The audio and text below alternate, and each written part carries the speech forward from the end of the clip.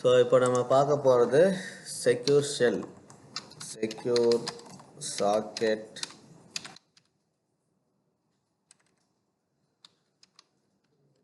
Shell, அதுதான் SSH அப்படின்னுவாங்க. SSH with router.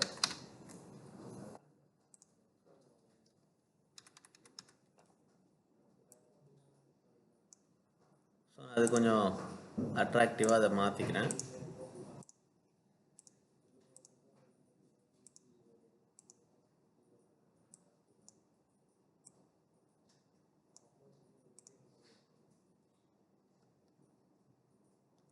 Start பண்ணலாமா? பிசி. ஸோ முதல்ல ரவுட்டர் எடுத்துக்கிறேன். ஸோ ரவுட்டர் கூட ஒரு பிசி யூஸ் பண்ணுறேன். ஸோ ரவுட்டர் பார்த்தீங்கன்னா சேம் 1941 ரவுட்டர் தான் எடுத்திருக்கேன். 1941 ரவுட்டர், பிசியில் ஒரே ஒரு பிசி.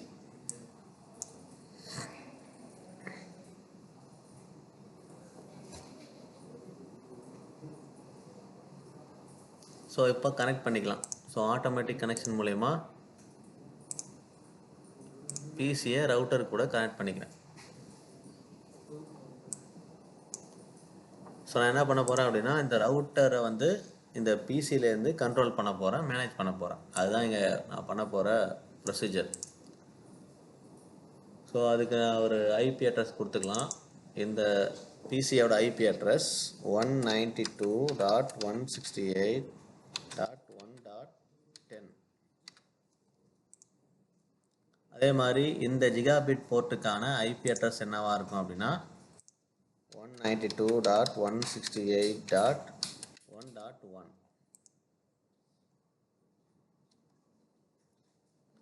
அவ்வளோதான். ஸோ இதனுடைய default mask, default gateway. So default gateway என்ன அப்படின்னு பார்த்தீங்கன்னா, இந்த பிசியோட டிஃபால்ட் கேட்வே டைப் ஆக மாட்டுதா? ஸோ இப்போ என்னென்ன ஐபி அட்ரஸ் நம்ம கொடுக்க போகிறோங்கிறத இங்கே டைப் பண்ணி வச்சுக்கிட்டோம். ஸோ டவுன் லிங்கை முதல்ல அப் லிங்காக மாற்றணும். ஸோ அதுக்கு பிசிக்கு ஐபி அட்ரஸை அசைன் பண்ணிடுறேன். பிசிக்கான ஐபி அட்ரஸ் டெஸ்க்டாப்புக்குள்ளே போயிட்டு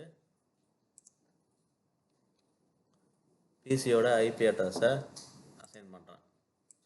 ஸோ டிஃபால்ட் கேட்வே 1. ஓகேவா? டைப் பண்ணியாச்சு. இது எப்பவும் போல் காப்பி பேஸ்ட் பண்ணிக்கலாம். ஸோ இப்போ நம்ம பிசிக்கான கான்ஃபிகரேஷனை கொடுத்தாச்சு, பிசிக்கான ஐபி அட்ரஸை செட் பண்ணிட்டோம். ஓகேவா? ஸோ இப்போ அடுத்தது பண்ண வேண்டியது ரவுட்டர். ஸோ ரவுட்டரை ஓப்பன் பண்ணிக்கிறோம். ஸோ ரவுட்டரோட சிஎல்ஐ, ரவுட்டரோட சிஎல்ஐக்குள்ளே வந்தோம்னா எஸ்ஆர் நோ கேட்கும். நோ கொடுத்துட்றேன்.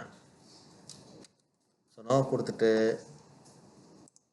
கமாண்டை டைப் பண்ணி ஐபி அட்ரஸை ஆட் பண்ண வேண்டியதான். ஸோ ரவுட்டரில் எனேபிள்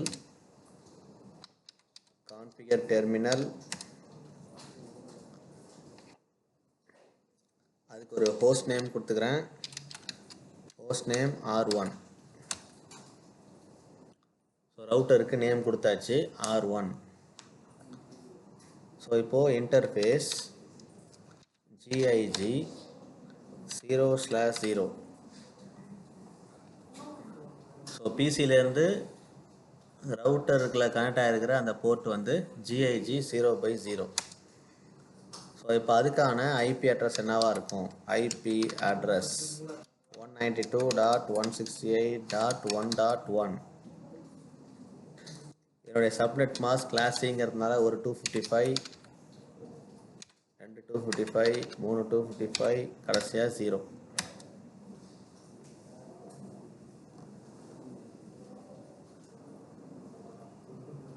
ஓகேவா? ஸோ இப்போ அடுத்தது நோ ஷட் டவுன். அந்த போர்ட்டை வந்து எனேபிள் பண்ணுறதுக்காக நோ ஷட் டவுன். ஓகேவா? நோ ஷட்டுன்னு கொடுத்தாச்சு.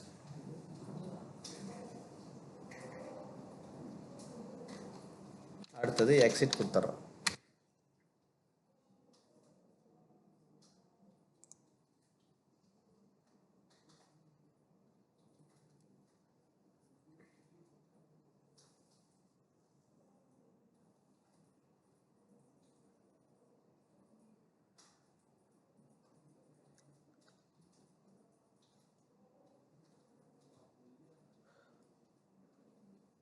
ஸோ இப்போ அடுத்தது IP domain name.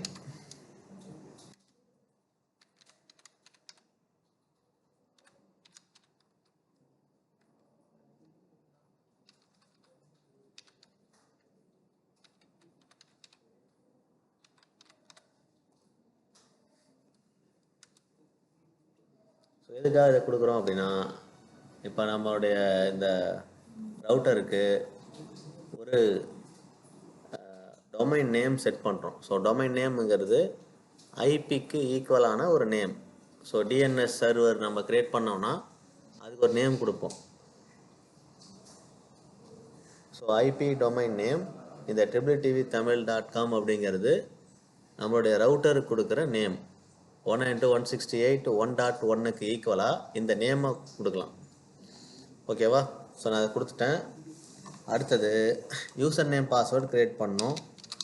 User name admin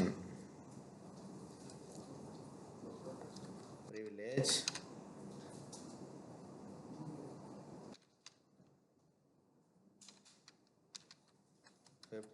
நம்ம ஏற்கனவே இதில் ட்ரிபிள் கொடுத்த மாதிரி user name admin privilege 15 secret cisco @123. So நான் எப்படி டைப் பண்ணுறனோ அதே மாதிரி நீங்களும் டைப் பண்ணிங்கன்னா நான் யூசர் நேம் பாஸ்வேர்ட் டைப் பண்ணும்போது சரியாக இருக்கும். நான் இங்கே யூஸ் பண்ணியிருக்கிறது capital C cisco @123.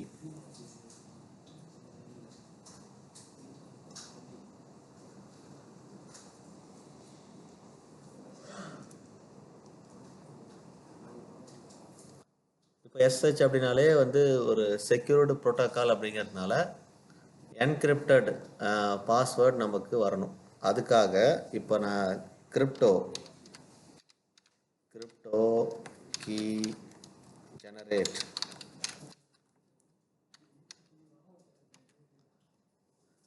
So crypto key generate RSA இது எதுக்காக கொடுக்குறோம் அப்படின்னா நம்மளுடைய பாஸ்வேர்ட் கிளைண்ட் டெக்ஸ்ட்டாக போகக்கூடாது, என்கிரிப்டடாக இருக்கணும். ஸோ அதுக்கான கமாண்ட் தான் இது. கிரிப்டோ கீ அந்த பாஸ்வேர்ட் இங்கே கொடுத்த சீக்ரெட் கீயை வந்து cisco @123 பிளைன் டெக்ஸ்ட்டாக இல்லாமல் டாட்டாக தான் போகணும். ஸோ அதுக்காக தான் அந்த கீயை வந்து ஜென்ரேட் பண்ணுறோம். ஸோ நம்ம புரிஞ்சலில் சொல்லியிருப்போம் இல்லையா, முதல்ல யூசர் நேம் பாஸ்வேர்ட் டைப் பண்ணுவீங்க, அது சர்வருக்கு போகும், சர்வர்லேருந்து திரும்ப வரும்போது அந்த கீயை ரிப்ளை பண்ணும் கிளைண்ட்டுக்கு. அந்த கீ சரியாக இருந்தால் மட்டும்தான் அடுத்தது சர்வருக்கு போயிட்டு நம்ம கேட்ட அந்த டேட்டா ஓப்பன் ஆகும். ஸோ அதுக்கான கமாண்ட் தான் இது. ஸோ இதை நீங்கள் கொடுத்த உடனே கிரிப்டோ கீ ஜென்ரேட் ஆர்எஸ்ஏன்னு கொடுத்ததும் how many bits in model, so அந்த கீ வந்து எத்தனை பிட்டில் இருக்கணும் அப்படின்னு கேட்குது. நான் 2048 1024 கொடுக்கலாம், நான் 2048 கொடுக்குறேன். ஸோ எதுக்காக இவ்வளோ அதிகமாக எந்த அளவுக்கு இந்த பிட்டை வந்து அதிகமாக கொடுக்குறோமோ என்கிரிப்ஷன் ஸ்ட்ராங்காக இருக்கும். ஸோ அட்வான்ஸ் என்கிரிப்ஷன் இருக்கணும்னா 1024 இல்லை அதுக்கு மேலேயே கொடுக்கணும். ஸோ நார்மலாக 1024 கொடுப்பாங்க, நான் 2048 கொடுத்துருக்கேன். ஸோ இப்போது இது வரைக்கும் நம்ம அந்த கீ சம்மந்தமான டீட்டெயிலாம் கொடுத்துட்டோம். அடுத்தது பண்ண வேண்டியது ஐபி எஸ்எஸ்ஹெச் வெர்ஷன் 2. ஸோ எஸ்எஸ்ஹெச்சில் 2 வெர்ஷன் இருக்குதுன்னு சொன்னேன், வெர்ஷன் 1 வெர்ஷன் 2. நான் இதில் என்ன வெர்ஷன் யூஸ் பண்ண போகிறேன்னா லேட்டஸ்ட்டு வெர்ஷன் 2 தான். ஸோ அந்த வெர்ஷனை எனேபிள் பண்ணுறதுக்காக இந்த கமாண்ட் ஐபி எஸ்எஸ்ஹெச் வெர்ஷன் 2. இப்போது அந்த ரவுட்டர் கூட கனெக்ட் பண்ணியிருக்கிற 4 டெர்மினல், அதாவது 0 to 4 டோட்டலாக 5 டெர்மினலில் மட்டும் 5 போர்ட்டில் மட்டும் நம்ம ரிமோட் லாகின் பண்ணிக்கலாம். அப்படிங்கிறதுக்காக line virtual terminal line VTY 0 to 4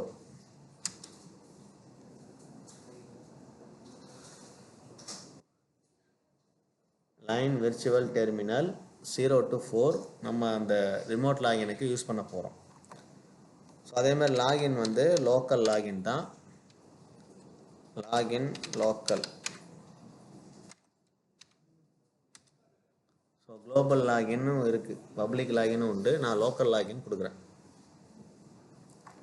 அடுத்தது transport input SSH. So transport ஏன் சொல்கிறோம் அப்படின்னா, நம்ம பிசியிலேருந்து ரவுட்டருக்கு அந்த கீ வந்து டிரான்ஸ்மிஷன் ஆகும். ஸோ அது எப்படி ஆக போகுதுன்னா எஸ்எஸ்ஹெச் மூலயமா ஆக போகுது. டிரான்ஸ்போர்ட் இன்புட் வந்து எஸ்எஸ்ஹெச் மூலயமா ஆகுது.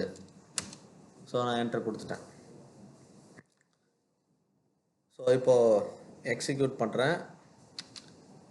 XEC execute time out 10:0. So எதுக்காக இந்த கமாண்ட்னா, நீங்கள் யூசர் நேம் டைப் பண்ணிவிட்டு பாஸ்வேர்டை டைப் பண்ணுறதுக்கான டைம் அவுட்டு டைம் தான் இது. 10 செகண்ட் வரைக்கும் நீங்கள் ரெஸ்பான்ஸே பண்ணலைன்னா டைம் அவுட் ஆகி வெளில வந்துடும். திரும்ப யூசர் நேம் பாஸ்வேர்டு தரணும். ஸோ நீங்கள் அதிலே கண்டினியூ பண்ணிங்கன்னா அடுத்தடுத்த கமாண்டுக்கு போகவும் நீங்கள் யூஸ் பண்ணலாம். ஸோ நீங்கள் அதை கண்டுக்காமல் விட்டுட்டிங்கன்னா 10 செகண்டுக்கு மேலே டைம் அவுட் ஆகி வெளில வந்துடும்.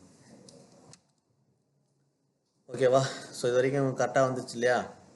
ஸோ இப்போது எக்ஸிட் கொடுத்துடலாம். எக்ஸிட் கொடுத்ததுக்கப்புறம் சர்வீஸ் பாஸ்வேர்ட்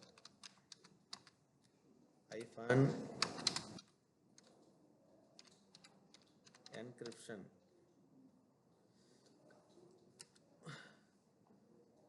ஸோ இதுவும் மறுபடியும் என்ன பண்ணுறோம், அந்த பாஸ்வேர்ட் நம்ம கொடுத்துருக்கிற அந்த பாஸ்வேர்ட் என்கிரிப்டடாக இருக்கணும்.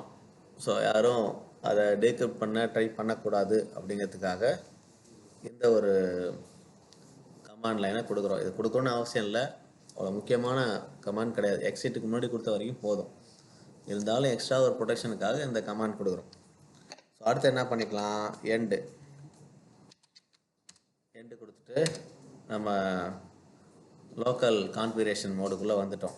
ஸோ இப்போ அடுத்து என்ன பண்ணணும், நம்ம பண்ண இந்த கமாண்ட் எல்லாமே மெமரியில் ரைட் ஆகணும். ஸோ ரைட் மெமரி இதையும் கொடுக்கணும்னு அவசியம் இல்லை. ஏன் அப்படின்னா ஆட்டோமேட்டிக்காகவே அது மெமரியில் ரைட் ஆகிடும். ஸோ ஒரு வேளை மறந்துடுச்சு, ரவுட்டர் வந்து மறந்துடுச்சு, நம்ம அதை ஞாபகப்படுத்தணும் அப்படின்னா ரைட் மெமரி கொடுக்கலாம். ஸோ என்வி ரேம் இருக்கும் இந்த ரவுட்டருக்குள்ளே. அந்த என்வி ரேமில் நம்ம டைப் பண்ண கமாண்ட் எல்லாமே ஸ்டோர் ஆகணும். ஸோ நீங்கள் பவர் ஷட் டவுன் ஆகிடுச்சு அப்படின்னா நீங்கள் டைப் பண்ணது அதில் ஸ்டோர் ஆகாமல் போகலாம். ஸோ பவர் கட் ஆகிறதுக்கு முன்னாடி நம்ம டைப் பண்ண வரைக்கும் ஸ்டோர் ஆகிறதுக்காக தான் இந்த ரைட் மெமரிங்கிற கமாண்டே கொடுக்குறோம். ஓகேவா? ஸோ இப்போ நம்ம டெஸ்ட் பண்ணுற வேண்டியதான்.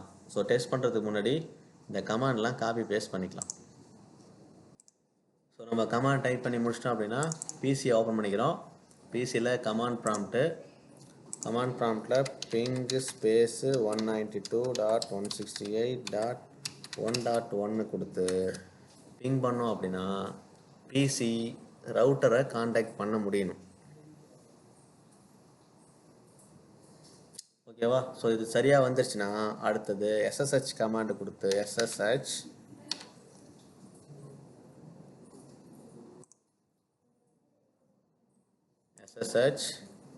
ஸ்பேஸ் -L அதுக்கப்புறம் admin 192.168.1.1. ஸோ இப்போது லாகினுக்கான பாஸ்வேர்டு கேட்குது. பாஸ்வேர்டு நம்ம கேபிட்டல் Cisco @123 கொடுத்துருந்தோம். ஸோ சரியான பாஸ்வேர்டை நீங்கள் டைப் பண்ணிங்கன்னா R1குள்ளே வந்துடும். ஸோ ரவுட்டருக்குள்ளே வந்துருச்சு. ஸோ இப்போ என்ன பண்ணலாம், எனேபிள் கான்ஃபிகர் டெர்மினல். ஸோ இப்போது ரிமோட் கனெக்ஷன் ரவுட்டர்லேருந்து பிசி கிடச்சிச்சு. ஸோ இன்டர்ஃபேஸ் வேணுமா, இன்டர்ஃபேஸ் GIG 0/0 உங்களுக்கு ஃபுல் கண்ட்ரோல் இப்போது SH மூலயமா பிசியில் வந்துருச்சு. ஸோ கமாண்ட் இன்வாலிடாக வருது அப்படின்னா தப்பான கமாண்டை டைப் பண்ணியிருப்போம், ஸ்பெல்லிங் மிஸ்டேக் பண்ணியிருப்போம். ஸ்பெல்லிங் மிஸ்டேக் பண்ணால் தான் இன்வேலிட்னு வரும். ஓகேவா? ஸோ இதை முடிச்சதுக்கப்புறம் வெரிஃபிகேஷன் கமாண்ட் ஷோ கமாண்ட் கொடுக்கலாம். ஸோ நான் என்டர் கொடுத்துட்றேன், இதை எக்ஸிட் கொடுத்துட்டு வெளில வந்துடுறேன்.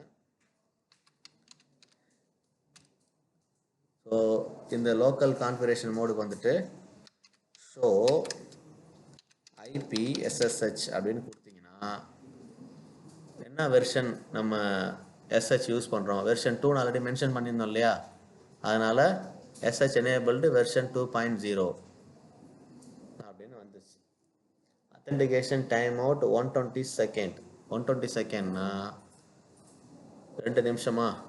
ஸோ 2 நிமிஷம் வரைக்கும் நீங்கள் எதுவுமே பண்ணலைன்னா டைம் அவுட் ஆகி வெளில போயிடும். ஸோ 3 தடவை வரைக்கும் நீங்கள் ரீட்ரை பண்ணலாம். ஸோ அதுவும் இங்கேயே உங்களுக்கு டிஸ்பிளே ஆகுது. ஸோ அடுத்த கமாண்ட் ஷோ எஸ்எஸ்ஹெச்.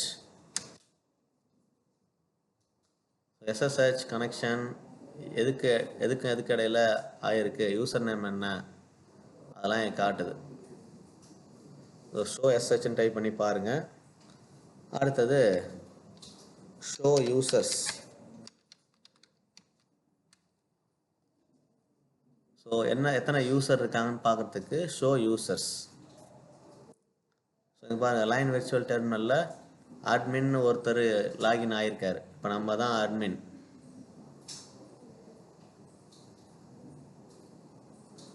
அடுத்தது ஷோ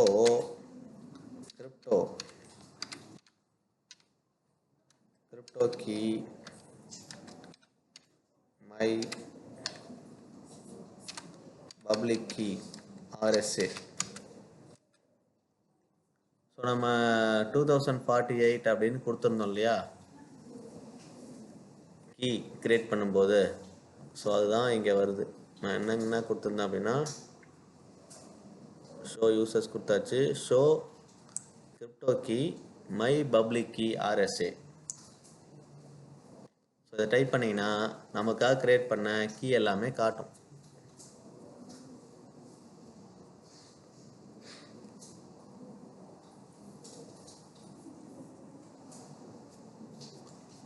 ஓகேவா? ஸோ கடைசியாக வந்து show running config. So running configuration என்ன இருக்குன்றத நீங்கள் டைப் பண்ணி பார்க்கலாம். ஸோ கடைசியாக என்ன பண்ணுங்கள், ஷோ ரன்னிங் -config.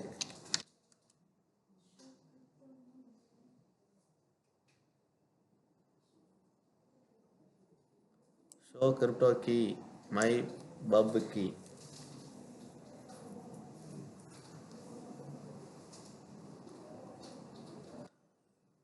ஸோ அவ்வளோதான், நம்ம கான்டாக்ட் பண்ணியாச்சு, ரிமோட் கனெக்ஷன் எடுத்துட்டோம்.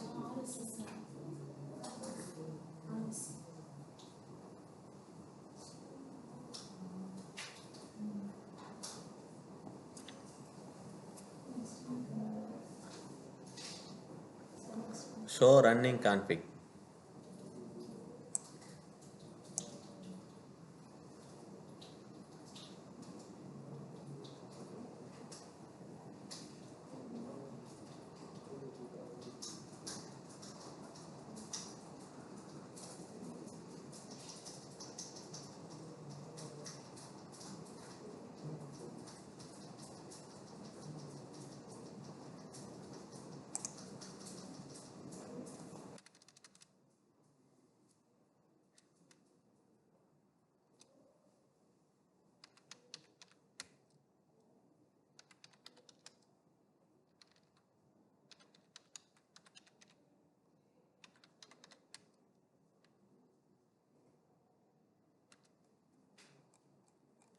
ஸோ இப்போ நம்ம கம்ப்ளீட் பண்ணியாச்சு, அவுட்புட்டை செக் பண்ணிட்டோம்.